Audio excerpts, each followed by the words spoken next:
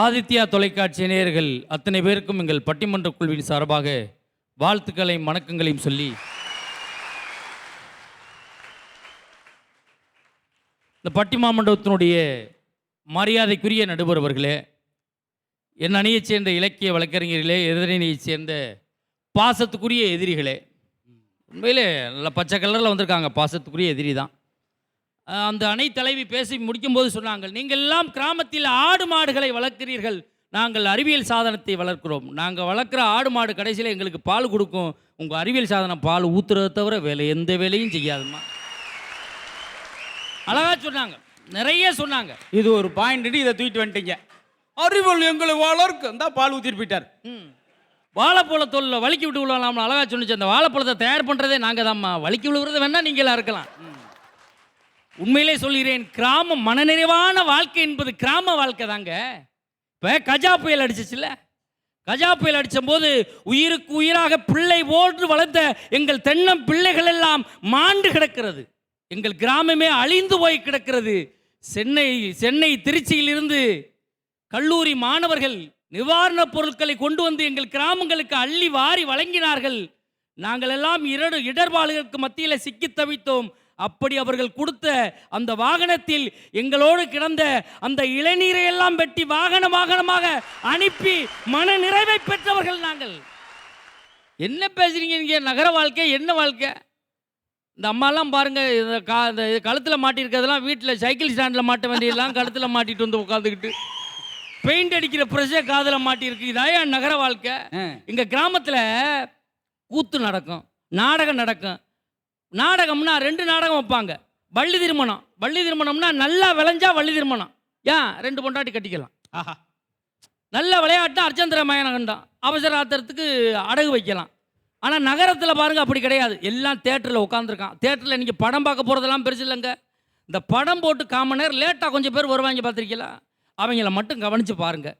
படி இல்லாத இடத்துலலாம் படி மாதிரியே காலை தூக்கி வச்சு வருவாங்க.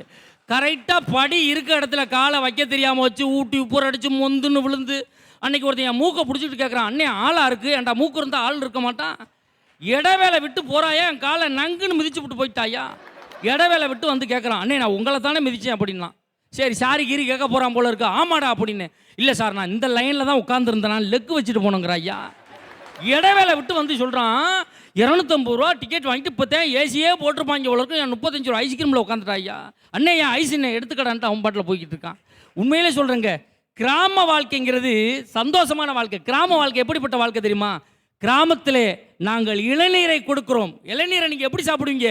அப்படி வெட்டி இப்படி அண்ணாந்து இளநீரை குடிக்கலாம். நாங்கள் மோர் கொடுக்குறோம் கிராமத்தில், அப்படி அண்ணா தலை நிமிர்ந்து மோரை குடிக்கலாம். நீராகாரம் கொடுக்குறோம், அதை தலை நிமிர்ந்து குடிக்கலாம். ஆனால் நீங்கள் நகரத்தில் கொடுக்குற குளிர்பானங்கள் என் தமிழில் எல்லாம் தலை குனிய வைத்து குடிக்க வைக்குதுங்க. அதாங்க உங்கள் வேலை. நாங்கள் தலை நிமிர வைக்கிறோம், நீங்கள் தலை குனிய வைக்கிறீங்க. ஒரு பாயிண்ட் போதாதா? தென்னை மரத்து கூட நம்மளும் கிட்டுக்குன்னு திரும்பி பார்த்துட்டு படக்குண்டு ஒன்றுக்கு போயிடுவான். ஆனாலும் கோப்படா தென்னை மரம் நம்மளுக்கு சுவைமிக்க இளநீரை தான் தருது. ஏன்னா கோப்பட்டு அதுவும் அது எப்படி தருதா? கிடையாது. அது மாதிரி பாருங்க, அன்னை தென்னைக்கு அன்னை இல்லை, ஆனால் அழகாக சீவி இருக்கிறாள். ஆஹா, தென்னை எவ்வளோ சொல்கிறேன், தென்னை மரமே அவ்வளோ அழகா சீவிக்கமா. நீங்கள் சீவிட்டு வரப்படாது, முன்னாடி பாதி போட்டுக்கு. தென்னை பாருங்க, அது தலையை விரிச்சு போட்டிருக்கு. அது தலையை விரிச்சு போட்டுக்கு என்ன தடவை நம்மளுக்கு என்ன தருது? தேங்காய் எண்ணெய். நீங்க ஏறக்குறைய நெருக்கி எங்க டீமுக்கு வந்துட்டீங்க. ஆமா ஆமா. இல்ல உண்மையில பாருங்களேன், இந்த பொங்கல் தீபாவளி வந்துச்சுன்னா இந்த திருப்பூர்ல போய் பாருங்க, பொங்கல் தீபாவளிக்கு லீவ் விட்டா 1,00,000 பேர் பஸ் ஸ்டாண்ட்ல நிக்கிறான் சார். எதுக்கு நிக்கிறான்? என் கிராமத்துக்கு போகணும், மனநிறைவான வாழ்க்கை அங்கே தான் இருக்கிறது, என் ஊருக்கு போகணும் நிக்கிறான் சார். என் நகரத்தில் சம்பாதிக்கலாம், அவ்வளவுதான். மனநிறைவான வாழ்க்கை என்பது அந்த கிராமத்தில் தான் இருக்கு. இவங்க என்ன சொல்றாங்க, நாங்க செல்போனை கண்டுபிடிச்சு தர்றோம். நீங்க அதுக்கு ஒரு வழியை சொன்னீங்களா? செல்லை கண்டுபிடிச்சவொடனே என்ன பண்ணான் நம்மால்? பாக்கெட்டில் வச்சான், அங்கே வைக்காதீர்கள், இதயம் அங்கே தான் இருக்கிறது, ஹார்ட் அட்டாக் வந்துடும். டப்புன்னு அதை எடுத்து பேண்ட்டில் பவுச்சில் வச்சான், அங்கே வைக்காதீர்கள், கிட்னி அங்கே தான் இருக்கிறது, சட்னி ஆயிரும். டப்புன்னு கையில் வச்சுக்கிட்டே போனான், கையில் வைக்காதீர்கள், பக்கவாதம் வந்து விடும். அவனை குச்சியில் கட்டி தொங்க விட்டுக்கிட்டா தெரியுமா? அவனுக்கு ஒரு வழியை சொன்னியா நீ?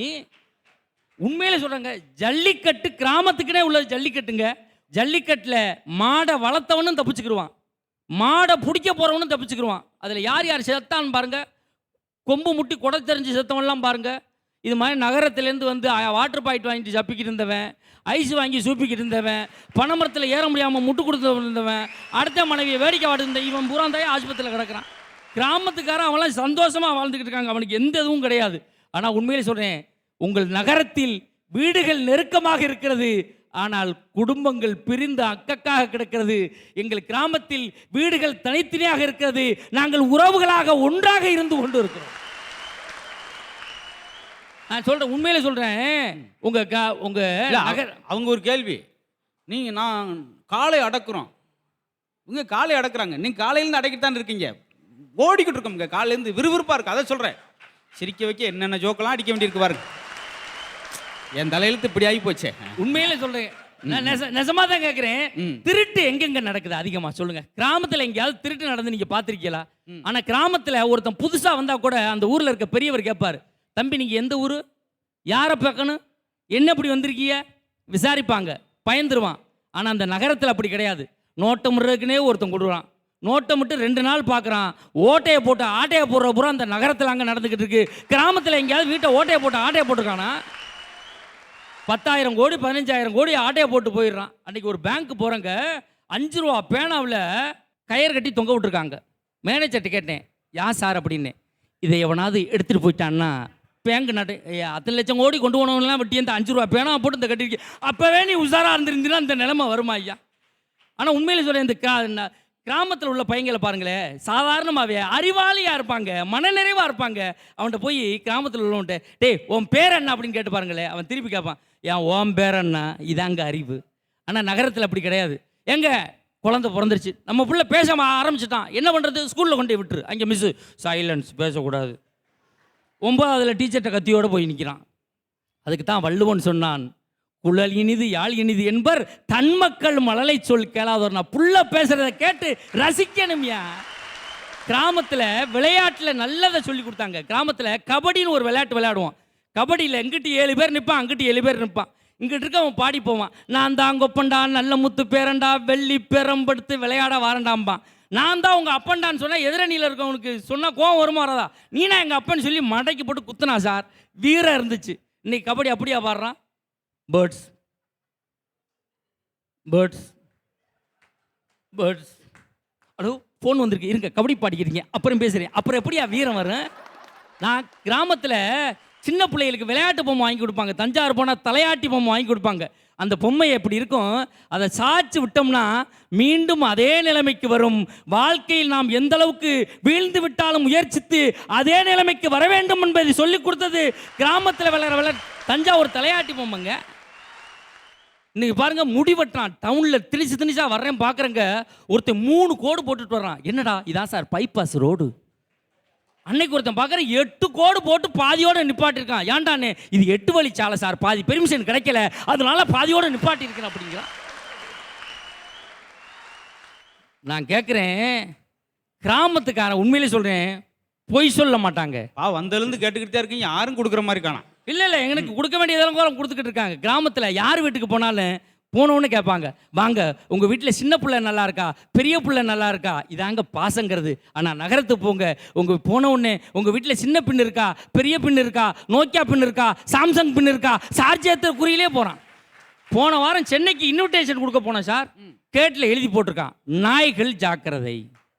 எட்டி பார்க்குறேன், ஒரு நாய் தான் கிடக்கு, அந்த நாயும் சும்மா கிடக்கு. இது ஏன் இப்படி எழுதி போட்டிருக்கானோன்னு நைஸாக கதவை திறந்துட்டு போய் காலிங் பெல்லத்தான் அப்படி கிறுக்குன்னு அடித்தேன். ஒரு அம்மா கதவை திறந்துக்கிட்டு என்ன வேணும் அப்படின்ச்சு. கரெக்டு, நாய்கள் ஜாக்கிரதை கரெக்டாக தான் எழுதி போட்டிருக்கான். வந்தவங்களை வாங்க வாங்கன்னு கேட்குறேன் கிராமங்க. அதுக்குத்தான் வள்ளுவன் சொன்னான், மோப்ப குலையும் அனிச்சம் உகந்திருந்து நோக்க குலையும் விருந்துனாங்க. வள்ளுவனுக்கு இலக்கணமாக அந்த கிராமந்தாங்க சந்தோஷமான மனநிறைவான வாழ்க்கை. கிராமத்தில் பாருங்க, வீட்டுக்கு வெளியில் திண்ணை வச்சு வீடு கட்டியிருப்பாங்க. ஏன் தெரியுமா, அந்த திண்ணையில் ஒரு குடத்தில் தண்ணி வச்சுருப்பாங்க. அது வெளியே போகிற வழிபோக்கரோ இல்லை ஒரு கோயிலுக்கு சாமி கொண்டு போகிறவங்களோ களைப்பாரும்போது இளைப்பாரும்போது அதில் ஒரு டம்ளர் தண்ணி எடுத்து குடிச்சிட்டு அப்பாடான்னு உட்காந்தாங்கன்னா அவங்க கோயிலுக்கு போகிற புண்ணியத்தில் எனக்கு கொஞ்சம் கிடைக்கும், நானும் புண்ணியம் அடைவேன்னு அப்படி செஞ்சவன் கிராமத்துக்காரன். ஆனால் நகரத்துலையும் இதை பார்த்துட்டு போய் வீடு கட்டினாங்க. கொஞ்சம் பேர் முன்னாடி கட்டினாங்க. அந்த திண்ணையெல்லாம் இப்போ பார்க்குறேன் பெட்டி கடைக்கு வாடகைக்கு விட்டானுவங்க. நான் கேட்குறேன், மனநிறைவான வாழ்க்கை வாழ்றது நாங்களா நீங்களா? என்ன அர்த்தத்தில் வந்து நீங்கள் பேசுகிறீங்க? உண்மையிலே சொல்கிறேங்க, வாழ்க்கை என்பது மனிதன் வாழ்வதற்கான வாழ்க்கை. கிராமத்தில் தான் எல்லாம் இருந்து கொண்டு இருக்கிறது. நகரத்தில் மனநிறைவான வாழ்க்கை வாழவில்லை. ஏதோ வாழ வேண்டும், உணவுக்காக வந்திருக்கிறோம், உடைமைக்காக வந்திருக்கிறோம், வாழ வேண்டும் என்பதற்காக வாழ்ந்து கொண்டிருக்கிறார்கள். மனநிறைவான வாழ்க்கை என்பது கிராமத்தில் தான் இருக்கிறது என்று நல்ல தீர்ப்பை தாருங்கள் வேண்டி வாய்ப்புக்கு நன்றி கூறி விடைபெறுகிறேன். நன்றி, வணக்கம். பார்த்தீங்களா, ஒரு அடமலை மாதிரி பொழிஞ்சு தள்ளிட்டார். இப்படி கிராமத்தில் படுத்தா மழை பெய்யும் சொன்னார். பார்த்தீங்களா, நாய்கள் ஜாக்கிரதை போடு. எங்கேயாவது கிராமத்தில் பார்த்துருக்கீங்களா? கோலம் மாவுலேயே போட்டிருப்பாங்க, வருக வருக வணக்கம். ஏன் அரிசி மாவில் ஏன் கோலம் போடுறாங்க? நம்ம வீட்டுக்கு வர்ற சின்ன சின்ன எறும்பு வண்டு கூட பசியாரிட்டு போகட்டும் அப்படின்றத சொல்கிறதாங்க கிராமத்தில். அரிசி மாவில் கோலம் போட்டாங்க. இவன் நாய்கள் ஜாக்கிரதை அன்னைக்கு ஒரு போடு வச்சு நான் வீட்டுக்குலாம் போகல. அவர் சும்மா வாங்க, நாயை விற்றுட்டேங்க. நாய் இல்லை, சும்மா வாங்க. நாயை விற்றுட்டீங்க, போடு அப்படி இருக்கே, போட என்ன விற்கலையே அப்படின்னா. ஆனால் அதுக்கும் ஒரு ஆள் வைப்பேன். கிராமத்தில் வெளியே நாய் படுத்து கிடக்கும்போது உள்ளே எல்லாம் தூங்குவோம் நிம்மதியாக. 3 மணி வரைக்கும் அது பாட்டு காவல். அன்னைக்கு ஒரு ஆள் 3 மணிக்கு டவுனில் வெளியே உட்காந்தார். என்னென்ன மெதுவாக பேசுங்க, நாய் உள்ளே தூங்குது, எந்திரிச்சிரும். என்னையா நீ? ஆமாங்க, 50,000 ரூபா கொடுத்தவங்க நாய் இவனு தூக்கிட்டு போயிட்டேன். என்ன சிவ நாயை பாதுகாக்கிறேன். பார்த்தீங்களா, கிராமத்தில் ஒரு ஆள் இறந்துட்டார்னா இல்லை கீழே விழுந்து அடிபட்டார்னா ஓடி போய் பார்ப்போம், உயிர் இருக்கான்னு பாருங்க, உயிர் இருக்கான்னு பாருங்க. சிட்டியில் ஒருத்தர் அடிபட்டு கிடந்தேன்னா உயிர் இருக்கான்னு பாருங்க அப்படின்னு பீரோ போய் தேடிக்கிட்டு இருக்கான். படக்கு இதை முடிச்சுட்டு அதை பார்த்துக்குருவோம். கிராமத்தில் எங்கேயாவது திருட்டு போய் பார்த்துருக்கலான்டார், அழகான விஷயம். நகரத்தில் பட்ட பகலே திருடுறாங்க. இந்தா பறி கொடுத்தவங்க பாவம் சொல்கிறேன், பட்ட பகலே திருடுறான். ஏயா திருடிட்டான், நான் என்ன ஆச்சு? நாயத்தாயே திருடிட்டு போனேன். சிசிடிவி கேமரா நகரத்தில் வச்சுருக்கீங்களே, ஏன் கிராமத்தில் சிசிடிவி கேமரா இல்லை? தேவையில்லை. வீட்டுக்கு ஒரு கிளவி உட்காந்துருக்கு பார்த்தீங்களா, அதுதான் சிசிடிவி கேமரா.